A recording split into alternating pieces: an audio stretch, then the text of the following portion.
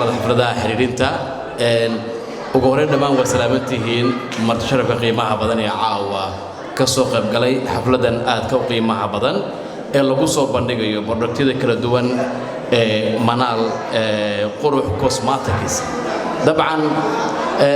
waxaan filayaa in maalinba maalinta ka dambaysa Soomaaliya gaar ahaan Muqdisho in ay markaasi imaanayaan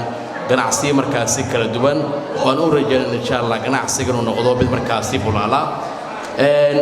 Manal Cosmetics waxyaabaha badan inta badan dadka ay ka caawin doonto waxay tahay waxyaabo markaa aad loogu baahnaa haddii ay haleyd saliidii markaasi tinta madaxa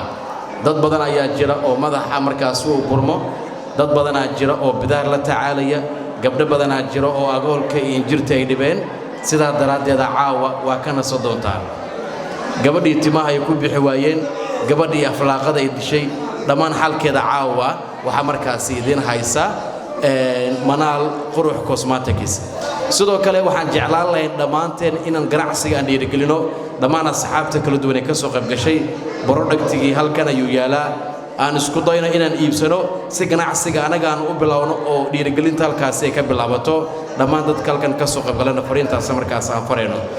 waxyaabaha muhiimka ee soo jeedanay dadku waxa ka mid ah in ay dadka sidoo kale sidan loo hayo gabdhaha markaasi arooska ah ee u baahan yihiin waxyaabaha isku kala kicin lahaayeen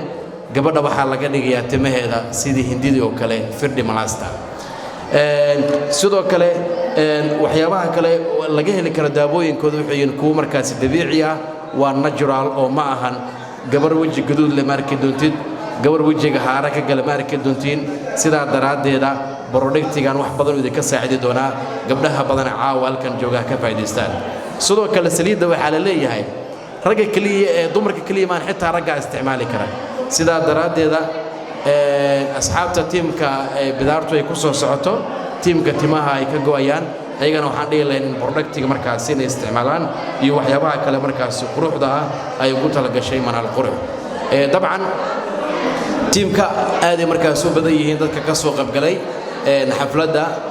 khudbado badan ayaa sii jira sida daraadeed hadalka ma sii badinayo waxaan markaas rajaynayaa in ganacsiga inuu noqdo doono mid markaasi bulaala dhamaanna waxaan markaasi leenahay ha guuleysta ganacsigan aan wada taageerna dhamaanteena